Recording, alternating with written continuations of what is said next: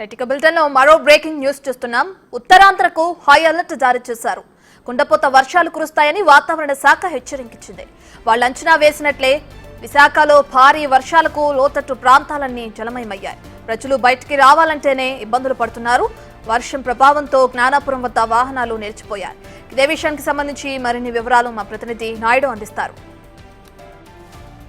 రావడానికి కూడా బంగాళాఖాతంలో ఏర్పడిన అల్పపీడన ప్రభావంతో రాష్ట్రంలో విస్తారంగా వర్షాలు కురుస్తున్నాయి. ఈ నేపథ్యంలోనే విశాఖలో రాత్రి నుంచి ఎడతెరపులు లేకుండా పూర్తిగా వర్షం కురవడంతో ప్రజలు కొంచెం ఇబ్బందులు పడుతున్నారు. ప్రస్తుతం మనం రైల్వే స్టేషన్ జ్ఞానాపురం దగ్గర ఉన్న సమీప బ్రిడ్జి దగ్గర ఉన్న పూర్తిగా ఇక్కడ వర్షపు నీరుతో నిండిపోవడంతో వాహనాలు రాకపోకలు కూడా అంతరాయం కలుగుతుంది. నిత్యం రద్దీగా ఉండే ఈ ప్రాంతం పూర్తిగా వాహనాలు రావడానికి కూడా ఇబ్బందులు పడుతున్న పరిస్థితి మనం విజువల్స్లో చూడొచ్చు. ప్రస్తుతం మనం అక్కడ చూడొచ్చు స్కూటీ ఆ వాటర్లో చిక్కుకుపోయిన పరిస్థితి అయితే మనం విజువల్స్లో చూస్తున్నాం. ఈ రైల్వే స్టేషన్ రోడ్ నుంచి ఇది గాజువాక్ వెళ్ళే ప్రాంతం. అలాంటిది నిత్యం వాహనాలు ఇక్కడ రాకపోకలు సాగుతూ ఉంటాయి. అలాంటిది ఇప్పుడు పూర్తిగా ఈ తీవ్ర స్థాయిలో వర్షం పడడంతో రాత్రి నుంచి విశాఖలో పూర్తిగా ఇక్కడ వాటర్ అంతా స్ట్రక్ అయిపోయి వాహనాలు అక్కడే చిక్కుకున్న పరిస్థితి చూడొచ్చు.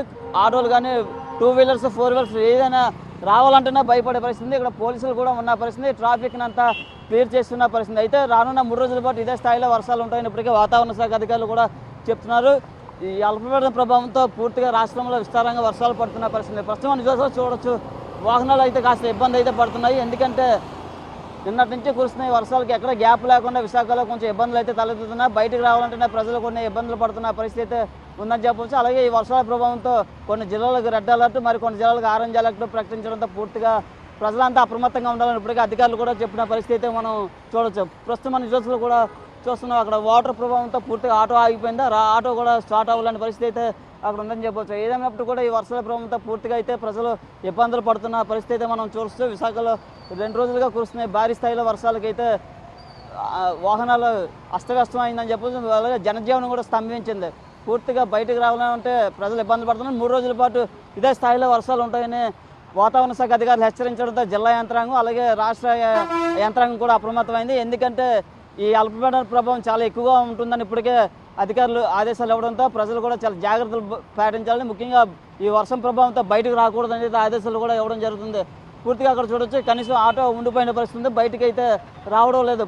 వాహనాలు కూడా ఈ ప్రాంతంలో బయటకు రావాలంటేనే భయపడుతున్న పరిస్థితి అయితే మనం చూస్తున్న పరిస్థితి ఉంది. ఏదైనప్పుడు కూడా రాష్ట్రంలో తీవ్ర స్థాయిలో అయితే వర్షాలు కురుస్తున్నాయి. ఏ నేపథ్యంలోనే సముద్రం కూడా చాలా రఫ్గా ఉంటుంది ఇప్పటికే అధికారులు కూడా చెప్తున్న పరిస్థితి. ఏదైనప్పుడు కూడా ఈ అల్పపీడన ప్రభావంతో చాలా ఇబ్బందులు అయితే తలెత్తుతున్నాయని చెప్పవచ్చు. పూర్తిగా కురుస్తున్న వర్షాలకు ప్రజలు కొంచెం ఇబ్బందులు పడుతున్న పరిస్థితి అయితే ఉంది. పూర్తిగా రాష్ట్రంలో ఈ వర్షాల ప్రభావం పూర్తిగా ఎక్కువగా ఉండడంతో ఎక్కడికక్కడ వాటర్ నించిపోయే పరిస్థితి ఉంది. అలాగే పూర్తిగా జలమయాలన్నీ పూర్తిగా లోతట్టు ప్రాంతాలన్నీ పూర్తి స్థాయిలో జలమయ అయిన పరిస్థితి ఉంది. ఏదైనప్పుడు కూడా పూర్తిగా వర్షాల ప్రభావం ఎక్కువగా ఉందని చెప్పవచ్చు. అయితే చూడవచ్చు పూర్తిగా ఆటోలు కూడా వాహనాలు కూడా రాలేని పరిస్థితి అయితే మనం ఉందని చెప్పవచ్చు. ముఖ్యంగా చూసుకుంటే ఎక్కువగా ఉన్న పరిస్థితి పూర్తి వెహికల్స్ ఏవి రాలేని పరిస్థితి అయితే ఇక్కడ ఉందని చెప్పవచ్చు.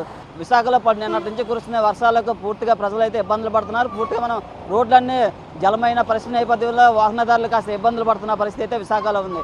Camera person Arun Naidu, big TV Visakha నుంచి.